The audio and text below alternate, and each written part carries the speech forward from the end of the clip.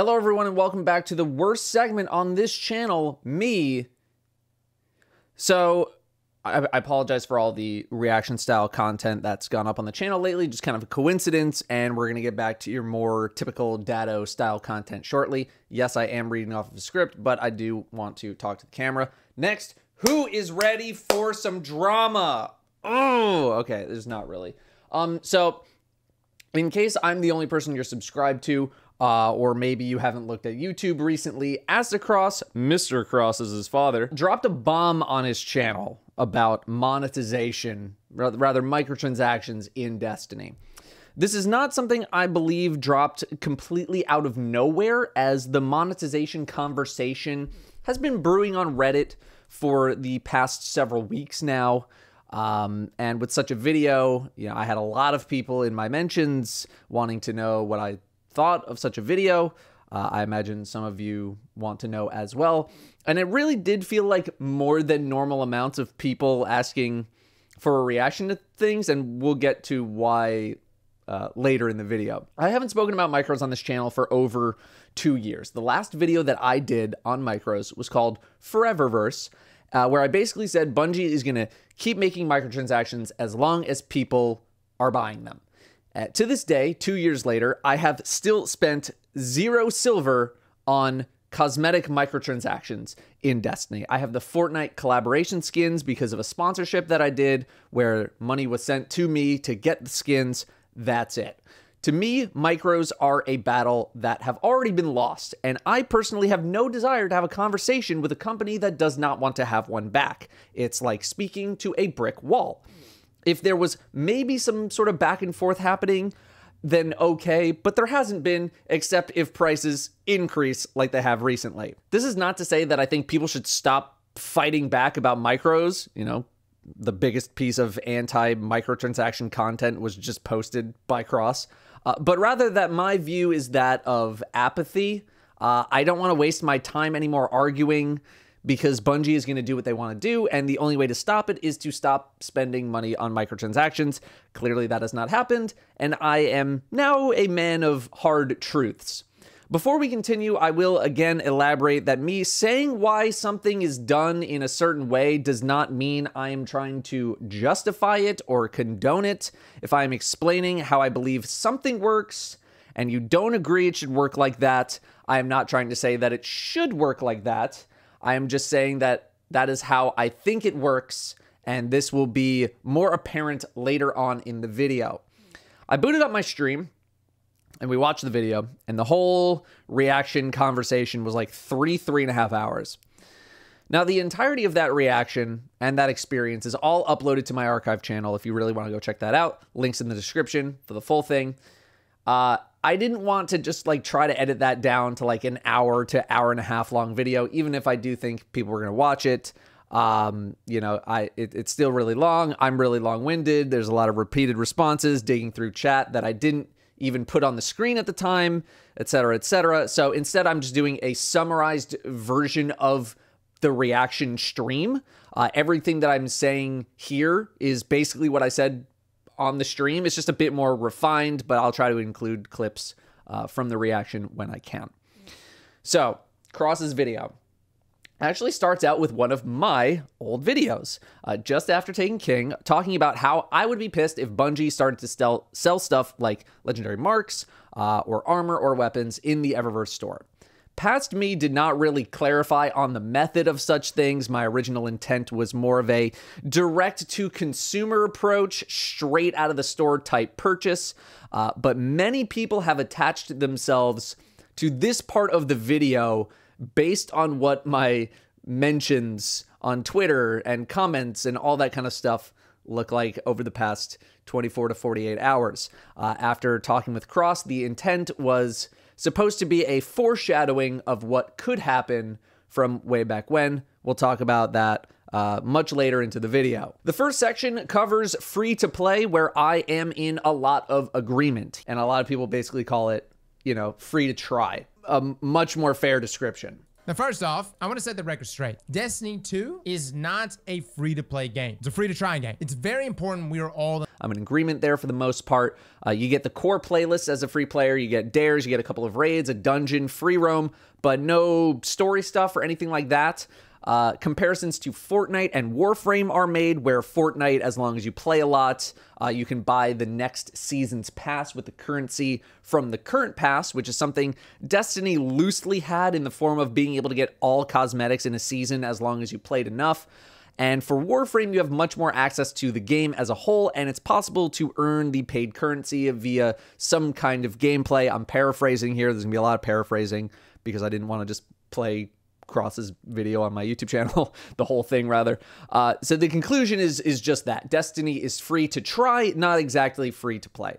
I mean, yeah, it is in a more practical sense free to try. And it's not hugely up for debate. If you really want some of the bangers in the game, you're going to have to pay some cash to access them. I think this is mainly semantics though. Like, yes, technically speaking, the game is free to play, but it really translates to try out the game, see if you like the gameplay, see if you like what's going on, and then if so, buy in. I feel like it's quite rare to even hear of true free-to-play players in the game. I think the differences here are mainly that both Fortnite, Battle Royale anyway, and Warframe were initially set up as free-to-play experiences, whereas Bungie converted to a free-to-play experience several years in and used that essentially as marketing to get people to buy into the game. But I would also say that if you're the kind of person who can continuously level their Fortnite pass and buy passes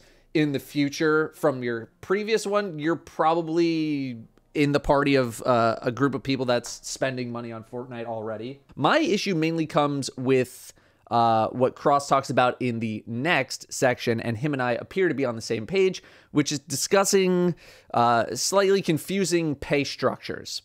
As a new player, the paywall to get into the game can be very high, and if you're coming into the game completely by yourself without knowing anything, knowing what is and is not worth buying can be very daunting, especially with the different bundles that the Steam store has, as Cross lays out. There should be fewer bundles, less confusion. Cross also laments at the fact that something like the 30th anniversary pack that we got before Witch Queen would have been potentially something that was free back in the Destiny 1 days, akin to the April update back during the Taken King era. First of all, I don't think the Forsaken pack should even be a thing anymore. Or if it is, it should not be $20. There's a reason why everyone says to wait until some of these things go on sale. And that's because, like, I would not tell someone to buy Shadowkeep for $25. I would not tell someone to buy Beyond Light for $30.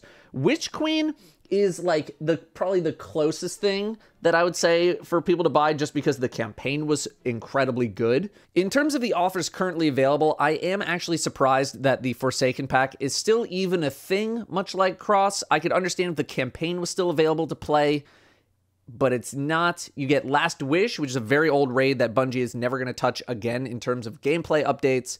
Shattered Throne, which is more a vehicle for speed farming stuff more than it being a dungeon at this point. And access to a lot of exotic weapons, a good amount of which, pretty much all of them, should probably just be put blanket into the game at this point. I'm in agreement that a lot of these bundles should be cut down, and I also think permanently priced down. The expansions do go on sale somewhat often, as much as 50 to 75% off or 70% off. They should probably just be permanently reduced to these sale prices. I've always recommended people to wait for a sale. I think Witch Queen is maybe the only acceptable thing at the $30 price point at this point in time, but knowing that it goes on sale, I would just also tell people to wait. Bungie still relies a decent amount on the current player base guiding new players along, and while they've done, little bits here and there, there's still a lot that can be done, and I'm wondering if a more complete revamp of this experience for new players is coming in the next chapter of the game, including monetization. This brings us to the Dungeon Pass, which is the current hot button issue, probably the hottest issue. Cross's section on this amounts to the fact that it can feel misleading that in order to play the dungeon that releases during a season, you need to buy a completely different item, which also does not appear in the Steam store for XYZ reasons. People can feel baited into buying the season when they maybe only wanted the dungeon. The dungeon pass is $20, which gets you both new dungeons that release during the year. This is something that I feel is a hard truth moment. I think one of Bungie's bigger mistakes, and something that I think proves a recent Game Developers Conference talk, GDC talk, that they gave about not over-delivering on the amount of content that they make, correct. And that mistake is releasing the Prophecy dungeon for free. The dungeons prior, Shattered Throne, Pit of Heresy, were both linked to paid content, Forsaken and Shadowkeep.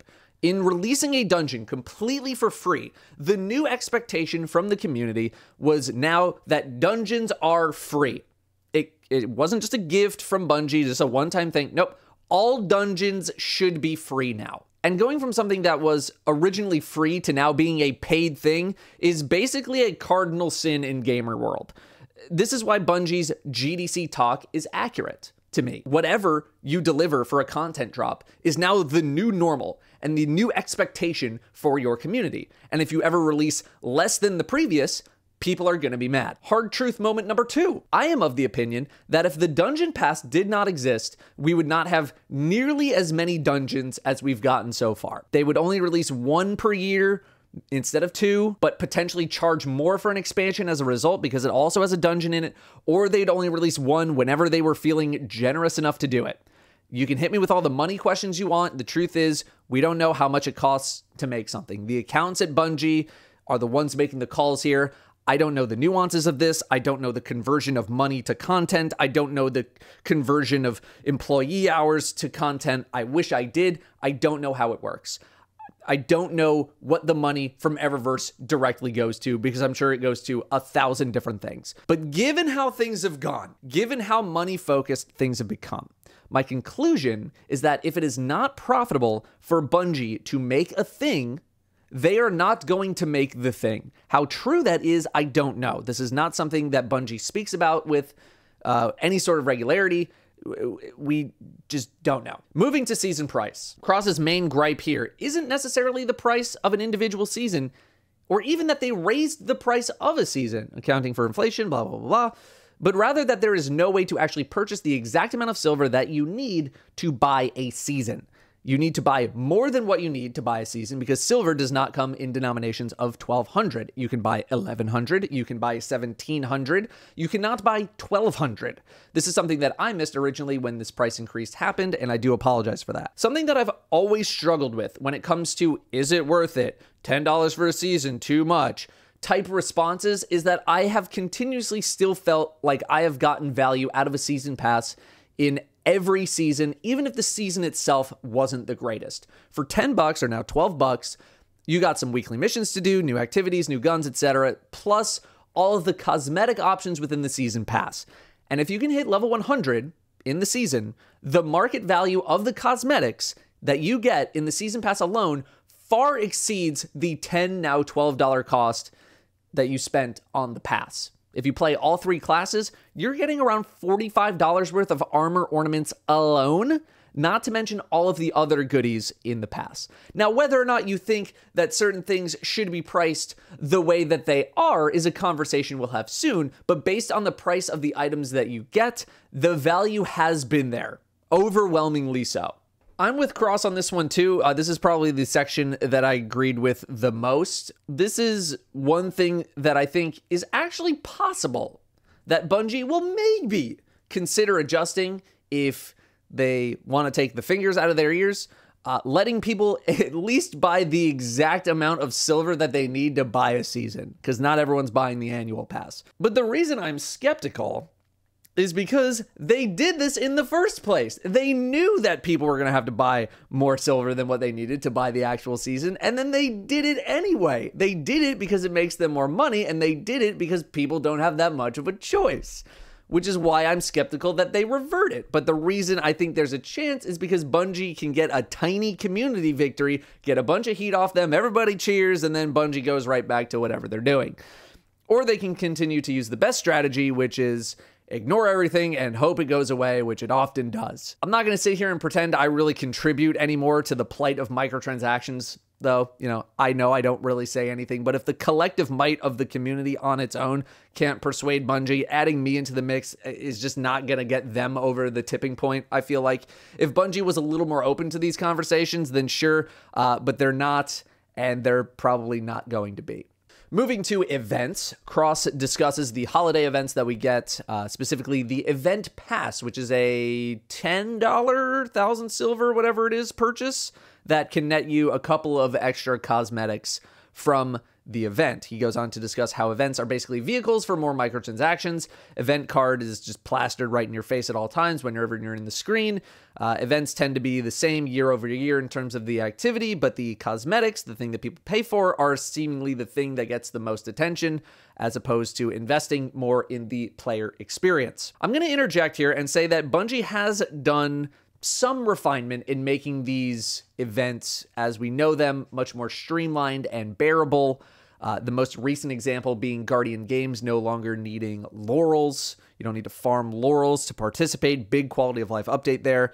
I remember the Dawning also getting some refinements, but that's not really what Cross is talking about here. He's kind of talking about the overall experience. The Dawning's about making cookies, and Festival of the Lost is spooky, and Guardian Games is scoring stuff, And the event as a whole just really doesn't shift that much. Which is true. Like, the Dawning isn't completely shifting its objectives every year. There are just maybe some more cookies added or whatever else. Guardian Games gave 2 items, cosmetic items from challenges, a shader and an exotic sparrow, because Bungie added a couple of smaller cosmetics to these events for free a few years ago. But otherwise, yeah, these events are definitely just vehicles for more microtransactions. Would I love to be able to get the featured armor set by completing challenges? 100%. Of course I would. One would think that this is how these events should work. A time to get a unique set of armor from running the holiday event and showing mastery over the holiday event. I think at best you've been able to buy them for, real money, or like 6,000 bright dust for a full armor set.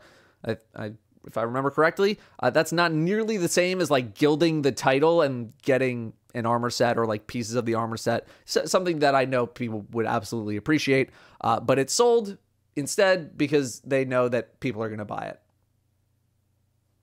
That's it. The next section is just kind of going into the general pricing of the Eververse, certain things costing XYZ amount of money, XYZ is overpriced, etc., etc.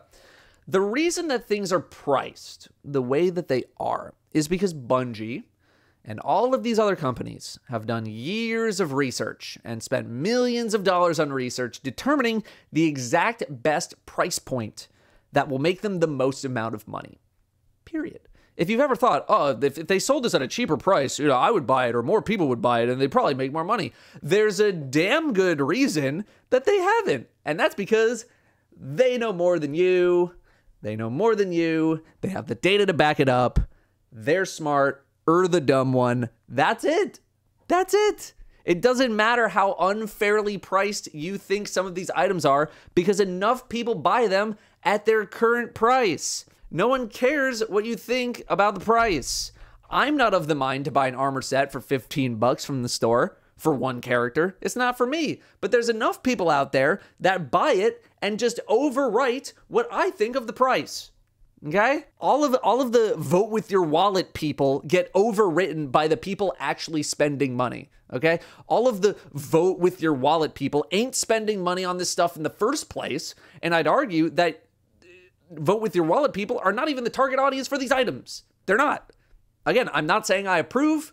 I'm just saying My thoughts as to why this is potentially the case for XYZ prices. The next section is labeled manipulation, which I would just call marketing for the most part. Cross goes into examples of Bungie sticking the Eververse in people's faces, reducing barriers to the store, and slowly pushing people to buy stuff. One thing I do agree quite a lot with is that ghost projections are just bloat for bright engrams, just meant to inflate bright engrams. I've never really been enticed by ghost projection.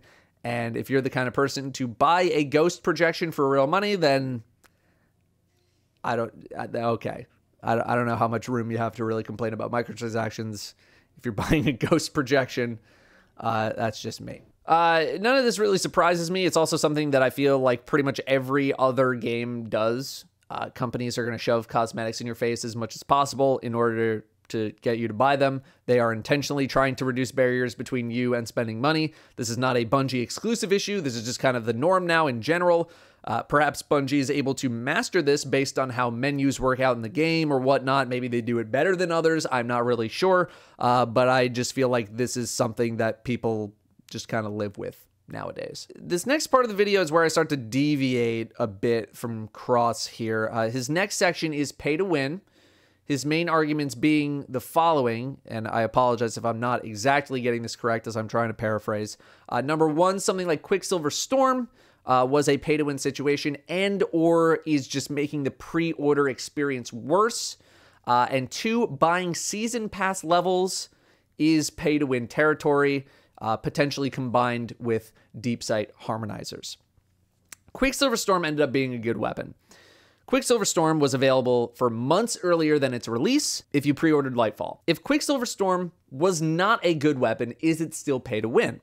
If a gun is good but not game-breaking, is it still pay to win? I actually think Quicksilver Storm is one of the best guns in the game as it stands right now, but at this point it is accessible to everyone. Pre-order weapon bonuses are probably something that Bungie should have stayed away from. Make something too good, and now there's a pre-order to win situation on your hands. If you make it not good enough, then the reason to pre-order diminishes greatly because there's not much of an incentive. Bungie experimented with pre-order weapons in the past, but the window to wait wasn't as long.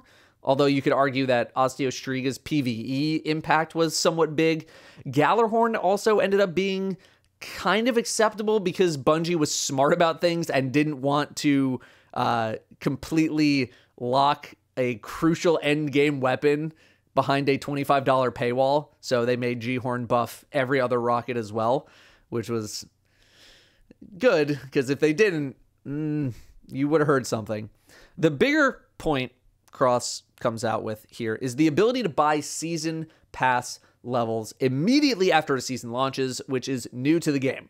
You can spend $100 to get max level on the season pass day one, minute one, which will in turn get you all of those nodes filled in, able to extract the rewards out of. A lot of these nodes are XP bonuses, and by the end of the pass, you're now gaining 30-something% more XP.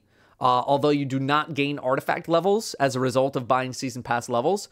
This gives you the ability to grind XP more efficiently at the start of a season, thus giving you a boost over other players when it comes to that aspect of the game.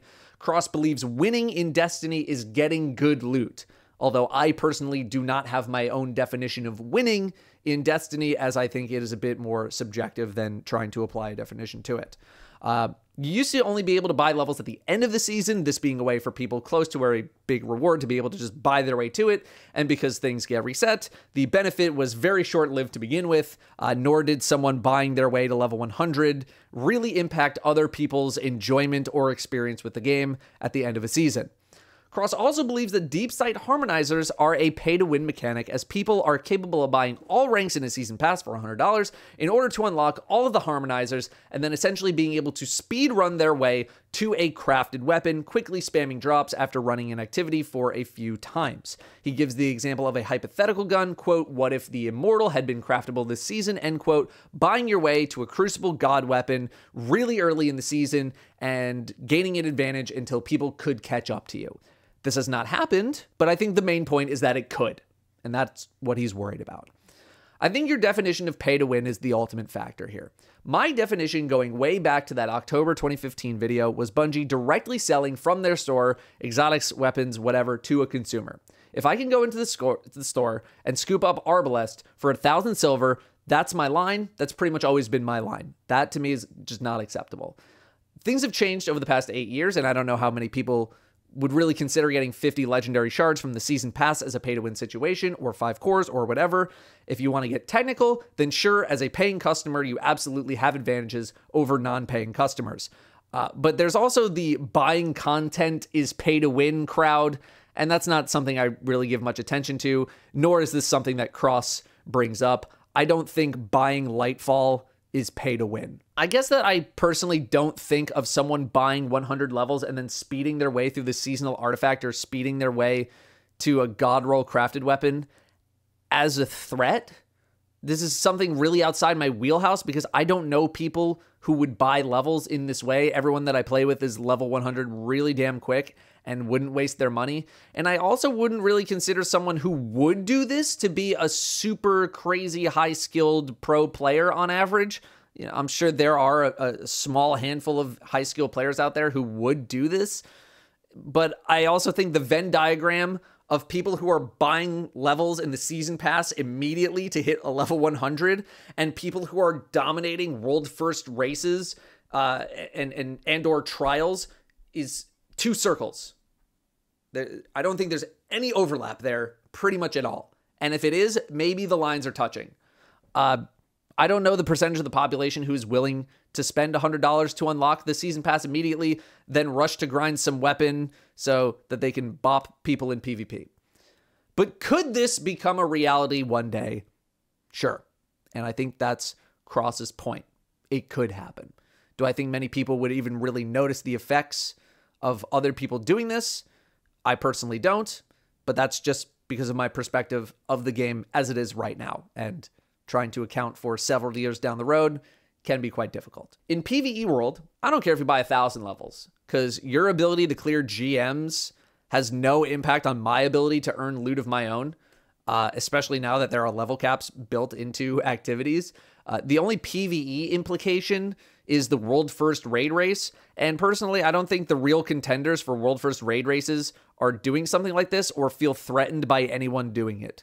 And all the XP boosts in the world are not going to help people beat the top teams in the raid race if they're not of an equal skill. It's just not happening. If there was something actually in the game on the PvE side of things that made me feel threatened by this idea, then I'd be more concerned. But again, that's as of right now, and Cross's point is it could happen. But do I think there's a gun out there, going to deep side harmonizers, that would make or break a raid race? If there is, it would have to be insanely strong, broken strong, maybe even not functioning properly strong. And I think maybe that day comes and I eat my words and I'm wrong here. I think the odds are low.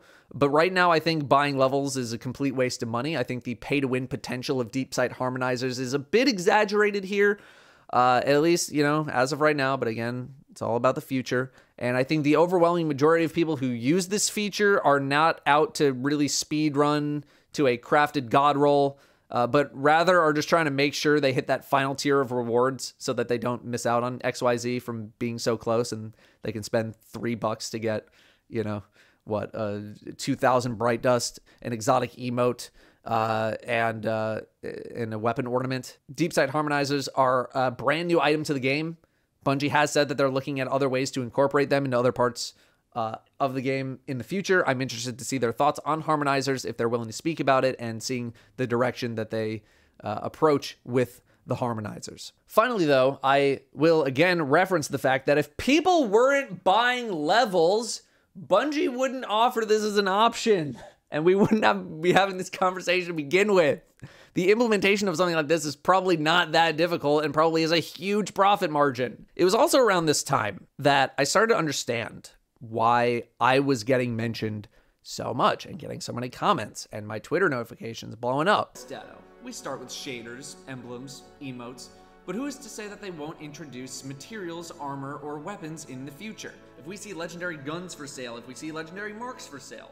People had taken this clip of Cross hovering over season pass items with my audio as some kind of message that it's my fault for not standing up to this, and that's why things are the way that they are. And at first I was like, this is ridiculous. But then like kind of over time, it got to me. And I was like, oh, we fighting now, Cross? We got some drama now? You got a problem? You got a problem? You got something you want to say here, Cross? So then I messaged him and I was like, what's up, dude? We got beef? We got a problem right now? Huh? And he was very apologetic about my concerns about how it came off and all that. And I was like, wow, that's incredibly mature of you, bitch. Thank you for acknowledging my concerns. And then that was the end of it. I'm not having my life be a movie where the only reason a bunch of stuff happens is because two people can't talk to each other like adults. So that concern was squashed immediately. So no drama. We end with paying for other games, and I was a little bit lost in here as well. Quite a few accusations coming out from here, like Bungie only cares about their new game, which I disagree with. Doesn't care about their old game. Bungie only cares about their new game. The one that will make... I would argue that they probably don't really care about Destiny 1. I'll give you that. To say that they only care about Marathon now is... I really don't think that's true. I'm sure they care about making sure D1 is still playable to a degree, but to say that they only care about Marathon, that seems a bit hyperbolic. An issue affecting D1, making it so you can't wear Taken King exotic class items, which is like... That's unfortunate, and I hope they find a fix for that, but it feels like a bit of a stretch to include in a video like this. And also mentioned is like the concept of a company trying to pull people into the product and then figuring out how to monetize them is also not a very new concept. It's pretty much what a lot of businesses do. I would argue that Bungie absolutely has to care about Destiny right now because Marathon is still a money sink for them at this time. They could all secretly hate working on the game for all I know, but they still gotta care about it until the new game actually launches. And then they also need to hope that Marathon is successful enough to like make money. Also, do you really think that Bungie isn't gonna monetize Marathon in some way? Do you really think Bungie's gonna leave that game alone? I say keep dreaming. I think there are quite a lot of people who still care about the game and its development at Bungie. Just because there's issues doesn't mean that nobody cares. PvP gets brought up a good amount as well. Why hasn't Bungie supported PvP, etc., etc.? I'm going right back to money on this one. Investment in PvP does not translate to a return on investment. In this case, money. That is my opinion. Bungie would need to figure out ways to monetize PvP substantially more than they do now. I don't think they bother much with PvP stuff because there's not as much money in it versus developing narrative content. If anything, PvP probably costs them money in the pursuit of tracking down cheaters and hackers and their tools. It's not that these don't affect PvE to a degree as well, but in PvP, it affects players of the game much, much more directly. Grenader Jake had a couple of clips on his Twitter for more references. Do I think there's a chance that Marathon ends up being so successful that Bungie completely shifts away from Destiny? I think there is. I don't think that happens for quite a while if it does, but I absolutely do think there's a chance, however small, of that happening. But as long as Destiny is profitable and as long as people are playing Destiny, I think Destiny is going to be sticking around. I think that pretty much concludes my reaction to Aztecross's video. I was about to say Mr. Cross, but that is his father. I agreed with some stuff. I disagreed with some stuff, but my main argument remains the same. The battle for microtransactions was lost ages ago, and the people who are spending money are always going to be in the driver's seat when it comes to any sort of monetization policies. Money talks, and it's being heard loud and clear. I will continue to support the we don't like microtransactions fight in spirit. Again, still no microtransaction purchases for me since D2 launch other than seasons and like actual content and maybe some Bungie store goodies that I've bought. But I don't promise it'll stay like that forever. But wallet voters, You've done it again. Thank you very much for watching, and I will see you next time.